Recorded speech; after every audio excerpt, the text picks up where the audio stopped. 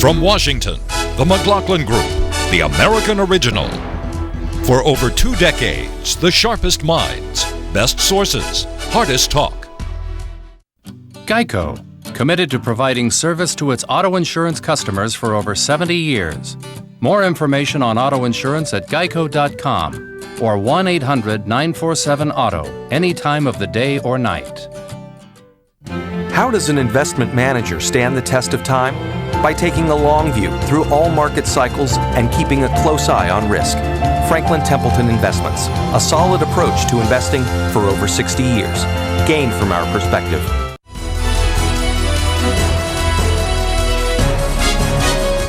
Issue 1, Iraq is back. Over 100 people wounded. Over 20 killed this week in a deadly attack in a crowded market in central Baghdad. Bodies were strewn everywhere. The war in Iraq just ended its 8th year. It is now the second longest war in U.S. history, second only to the Afghanistan conflict. Here is the Iraq War's human toll. U.S. military killed 4,421 American soldiers. Injured, amputated, wounded, mentally ill, 31,922 Americans. The U.S. military is still there. The number of U.S. troops in Iraq now is just short of 50,000, roughly the population of Biloxi, Mississippi. The U.S. military in Iraq had been scheduled to leave Iraq by December 31, 2011. Secretary Gates now says he wants them to stay. And he's trying to figure out how he can get the Iraqi government to, quote-unquote, ask the U.S. to stay in Iraq.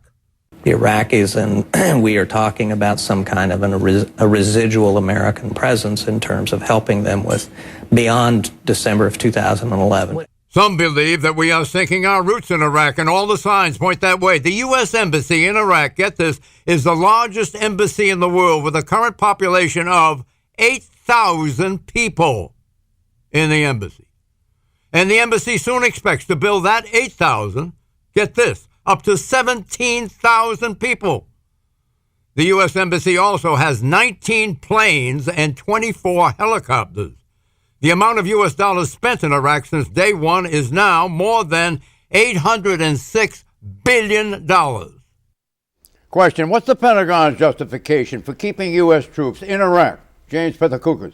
We have a tremendous amount of both blood and treasure invested in Iraq. I think they don't want to throw that away. They see some heightening levels of violence, and I think they would like to keep at least 20,000 troops there past the first of the year. I think there are plenty of people in the administration who would like to completely bug out of Iraq and get them all home.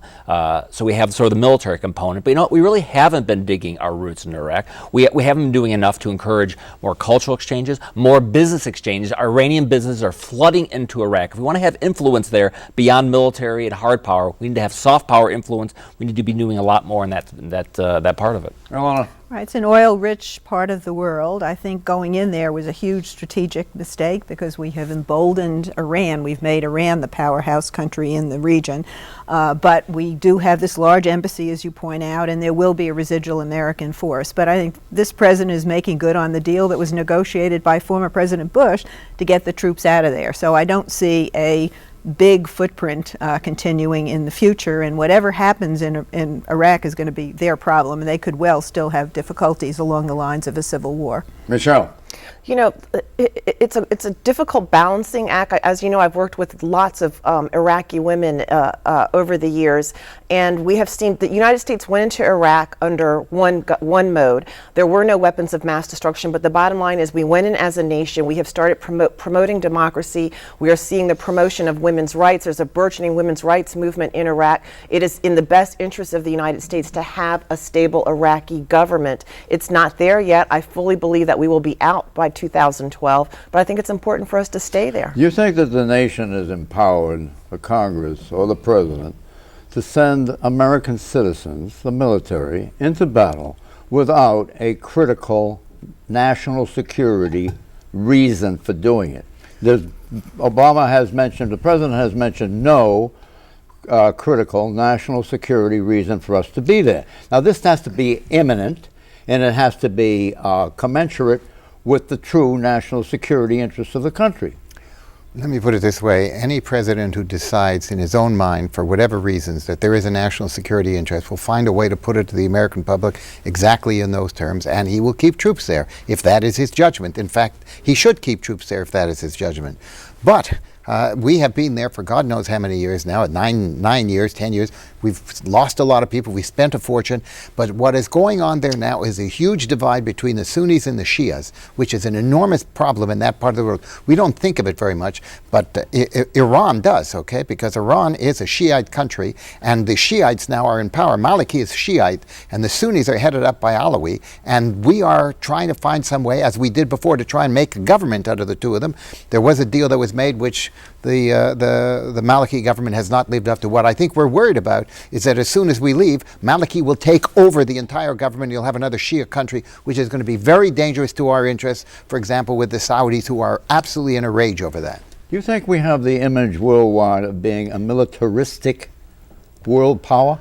I think we have a different kind of an image. I mean, in one sense, you could say we've always had that image because we are so powerful and do have the military capacity to extend our military reach. I do think they think we are not a competent country any longer, that we are not the powerful country as we used to be. And I think that's our problem. What do you make of the polling, Ellen, around this? The American people wanting us out of Iran, out of Afghanistan, well, certainly out of Iraq. Well, we're coming out of Iraq. I mean, we're going to be out by the end of this year. How long do you want to stretch that out? We've been there. It's the longest war in our history.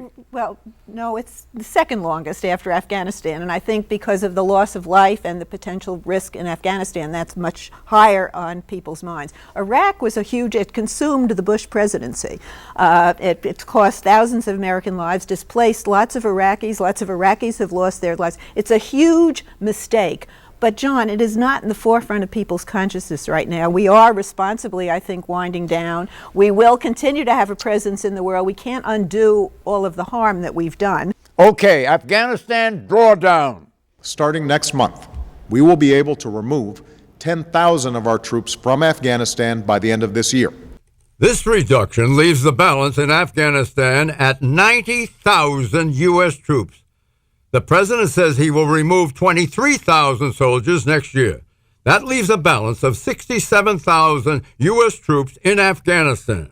I think the president senses that there is a national call to get out, and he wants to get out soon, especially before next year's elections.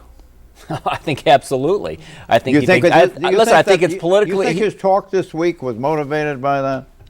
Absolutely. Listen, I think he believes it'll help him in the election. They're already thinking about how to spend the money, the theoretical money we're supposed to be saving over the next 10 years by not having these troops there. Absolutely. There was an article saying that he had sort of mentally already checked out of both of Afghanistan and Iraq, and I think that's absolutely the case. He's checked out mentally. Now he wants to check out actually physically by bringing all these troops home. I have to tell you, watching the president's speech the other night, earlier this week, I was actually pretty disappointed with the speech. I think it is probably one of the poorest speeches he has given since he took over as president of the United States. Content and way. He looked robotic. Content, delivery. Single teleprompter right in front of him. The most important problem was the content. There was too much in there for everyone. This is one instance where we need our president to be the decider in chief. There was something there for Democrats. There was something there for Republicans. When he used when he used the phrase, "It is time to engage in nation building at home," I literally felt like I was speaking to one of my colleagues at MSNBC who says that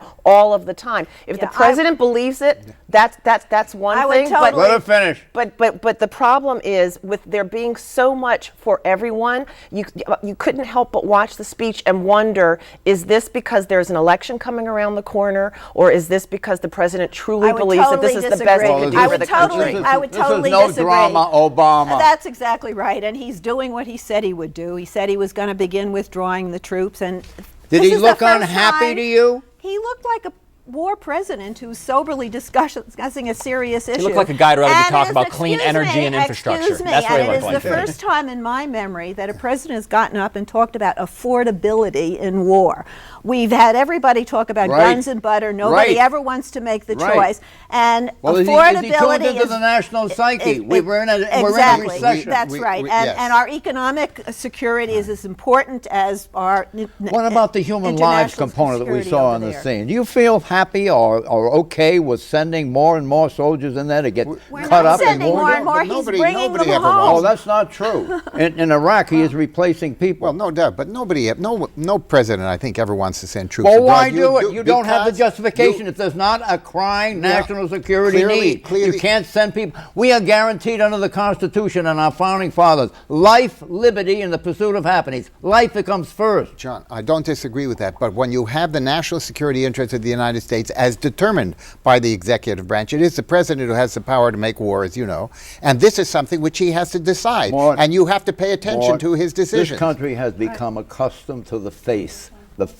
of war. And it is, I think it's a species. They don't like I'm not it. opposed to They it don't, leaving, they but don't I know. They've become accustomed to it. No. We've been living by No. it. But We've no. been living in it. For the But first the time. country And it's been doesn't like this, used, John. and it's The been public is used, against it's this. been used as a defense against Al Qaeda.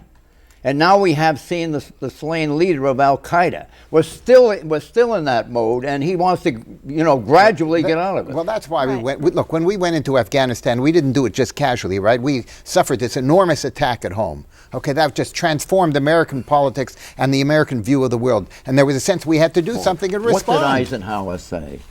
He said, beware of the military-industrial complex. There's money to be made in war. Follow the money. Follow the money. But what about I don't follow think the that, money? I don't think that was the rationale for our going into either Afghanistan No, or not Iraq. in the president's mind, No, I'm sure. this is but a then war in the he lobby for inherited. it, the national lobby for it. This is We've a grown war- accustomed to war. Well, I think war that- is the most evil feature of civilization Well, today, and it always has been. But It can John- only be made justified by a series of 4 propositions.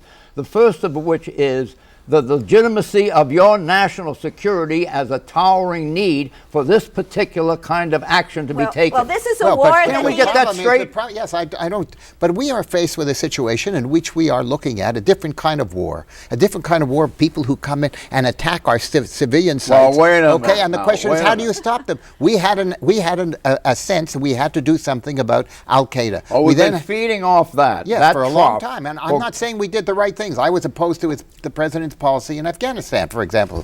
I believed in an This is a war he inherited, and the immediate reason for going in there, which was their harboring of bin Laden, is now gone. Okay, And I feel he is better trying- about Barack and he hearing is- that from you. and he Well, is trying okay. to find a I'm gonna- responsible way out, and the cost of war is a whole other issue about all the special interests embedded in our defense industry. But that's a whole other issue.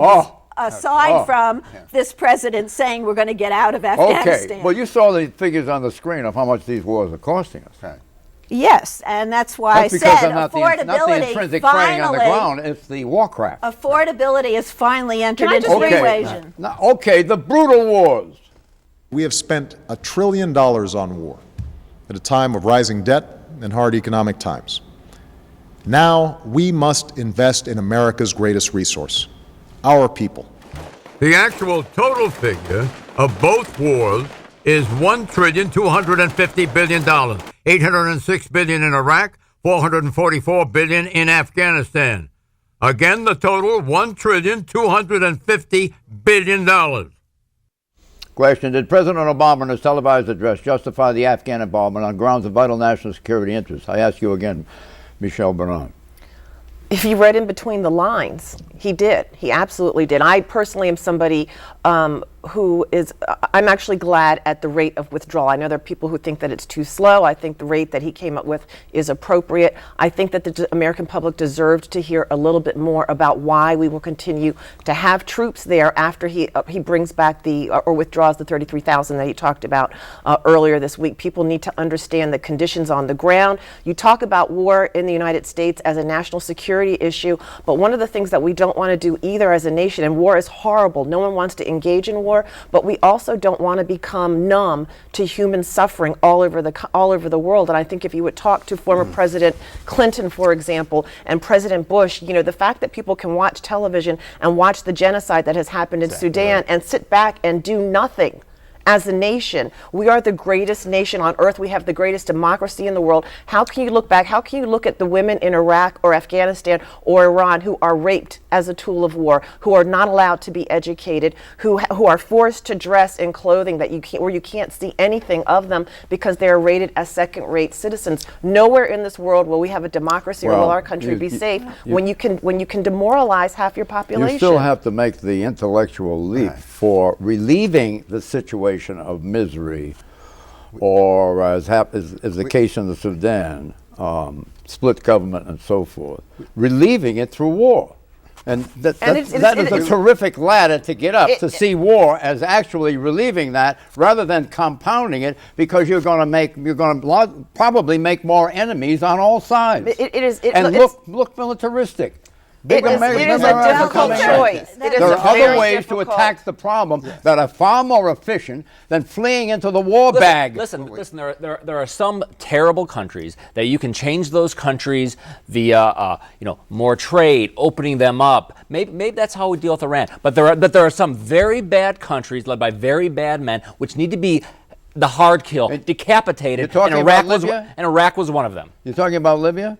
Yeah, I'm talking about Libya as well. Well, that vote was defeated. I understand that. That vote is not up there. There are some countries that by that these countries are not going to change. They're not going to change. Going to be trade more with them, or we have more exchanges. Some places you need to go in and get rid of the bad guys. But Iraq, who are the bad guys? How do we know that the rebels now fighting in Libya are going to take over and be stand-up citizens? Well, you're also having a problem with Iraq.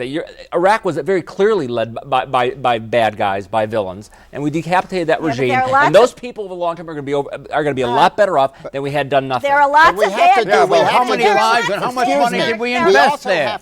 And what do we say to the American people? What do we say to the lives of the mothers and fathers? We cannot solve all the problems of the world. We cannot solve all the problems of the world. Thank you. We're incapable of it. We do our best. We do more than any other country in the world. We can't do everything. And we actually make enemies in trying to solve the problems of the world. There are lives of more enemies. We have a moral obligation to do so. No matter how you weigh it, what is the popular?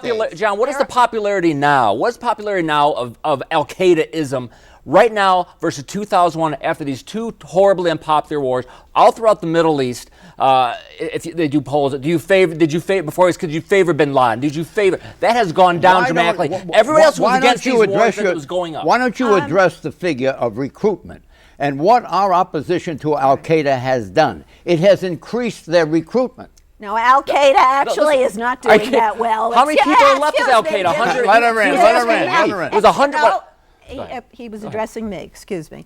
Al-Qaeda has actually lost a great deal of strength, but jihadism is prevalent around the world, and they're not looking at, what America did in Iraq as saying that did in Al-Qaeda. And there are lots of bad guys in the world. We went into Iraq because we lied and said there were weapons of mass destruction. And what is interesting about this president, he's the first president since John F. Kennedy, I think, to stand up there and really outline a doctrine that says it's no longer bear any burden, pay any price. You're on your own. The rest of the world, you're on your own. That was his doctrine. You're on your own doctrine. Issue 2, Big Ben.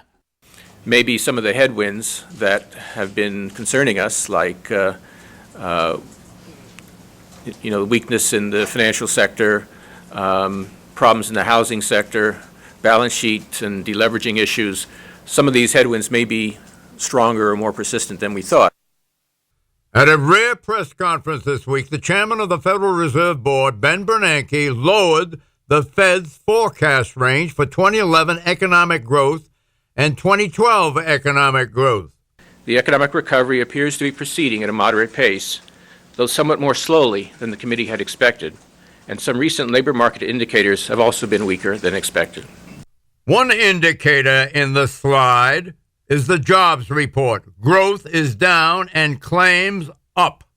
On inflation, the rate rose slightly in May, but the chairman expects inflation to fall back in line to the Fed's targeted 2% level, but it will not happen overnight. The chairman also pointed out that events taking place in Europe could play a role in the U.S. economy. A disorderly default in one of those countries would no doubt roil financial markets globally, would have a big impact on credit spreads, on stock prices, and so on. And so in that respect, I think the effects in the United States would be quite significant. Is he talking Greece there, James? Yes, I think he is tremendously.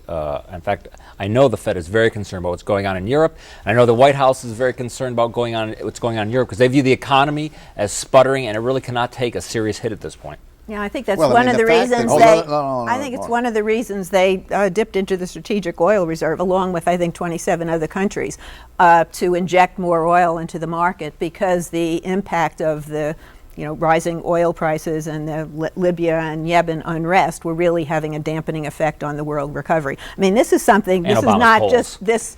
Not just, well, 27 other countries joined in. It's not only Obama's polls, if you want to look at it that way. The critical thing that he is referring to is that we have had the most stimulative monetary policy in the history of this country and the most stimulative fiscal policy in the history of this country, and we haven't come out of this recession. We have a barely 2.5% growth projected by his numbers. And in effect, what he's saying is we don't fully understand why, because with all of this stimulus, we should be doing a lot better, and we aren't. And that is something that could get a lot worse, and that's what he's worried about. Is the good news here that he's not talking about a double dip, either directly or indirectly? I think that's absolutely good news for the economy. It is good news for the president that he's not talking about a double dip recession. I think that if the president can take the message that we heard from Bernanke earlier this week and message appropriately to the American public just where we have come from, how close we were on the brink of bankruptcy, and just how quickly he has been able to get the country's level. Issue 3, Michelle's South Africa tour. The story of young people 20 years ago, 50 years ago, who risked and sacrificed everything they had for the freedom they deserved. It is because of them that I stand before you as First Lady of the United States of America. Yes, we can. What do you say? Soweto may turn into the highlight of First Lady Michelle Obama's 6-day trip to the Republic of South Africa. Soweto is the most populous black residential area in the nation, and Soweto is the birthplace of the South African anti-apartheid movement. Soweto was once a slum, but has urbanized over time. First Lady Michelle Obama spoke at a U.S.-sponsored Young African Women Leaders Forum, where she exhorted her young audience to serve and to lead their communities. The First Lady also spoke candidly about her own rise from a modest upbringing and the U.S. Civil Rights Movement. She cited her husband's familiar political slogan and applied it to the young South Africans there. Yes, we can.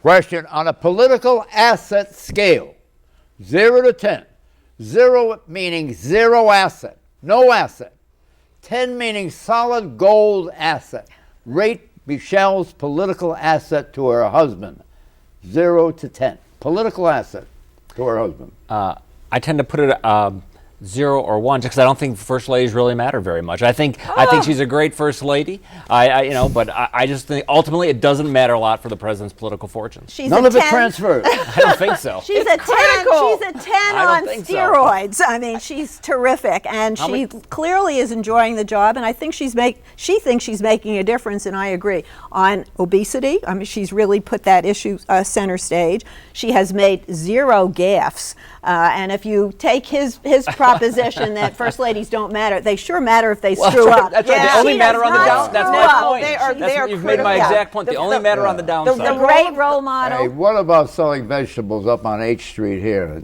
and that's fine. That's messing about up the traffic up there. That's showing urban people that food actually comes out of the dirt. It doesn't come prepackaged in little plastic baggies. I don't think that's lessening from the Obamas. Is that it? That's right. Hey, I got to tell you, first of all, the role of the First Lady, in my opinion, is absolutely important. And on this trip, Michelle Obama is solid gold for the president. sitting down with Nelson Mandela and her 2 children, doing push-ups with Desmond Tutu. The entire trip, talking to young African women, it makes you think back to the pre-apartheid times, and it takes you back to those beautiful pictures of millions of South Africans standing in line to vote for Nelson Mandela the first time he ran for president in South Africa. As an African American in this country, you can't help but be proud. And quite frankly, for the president, he cannot afford to have even one dip in the African American vote in the South if he's going to get reelected in 2012. You want to point out that Nelson Mandela was imprisoned on Robben Island off the coast. And he was there for how many years? 20? 30 years. 30 years in prison. Absolutely. Came back. And he was elected president of South Africa in democratically elected in a democratically held election. And the parallels between what has happened in South Africa and what has happened in our country are unmistakable. This is a proud time for the entire country. So good. And when they were pictured together, that as Mrs. Obama, the First Lady, and Nelson Mandela, that was history making. It was history making. And I'll say one other thing about Nelson Mandela. After all those years in prison, he came out and he was not bitter. He didn't have a chip on his shoulder in any way. Right. He was the most constructive and positive force in that country. And that, to my mind, is a work of genius and a work of character that we haven't seen very many times in our lifetime. Hey, Mo, are you doing business with South Africa? No, I'm not. There's money to be made there. Maybe, but there are a lot of countries, I suppose, where that's true. I'm just trying to make a living here in the United States. Force prediction. When will the economy pick up? December 2012. Late fall 2011. November 2011. 2014. That's good enough for me, Mort. Bye-bye.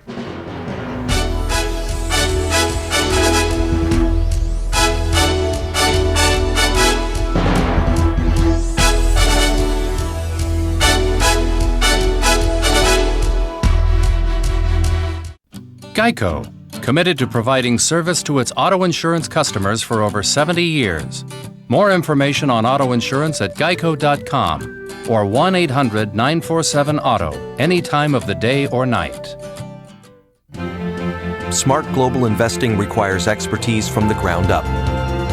With insights from local experts across the world, we have a unique perspective on global investing. Franklin Templeton Investments. Gain from our perspective. If. For such a small word, it packs a wallop. If I live to 100, if Social Security isn't enough, if my heart gets broken, if she says yes. We believe IF should never hold you back.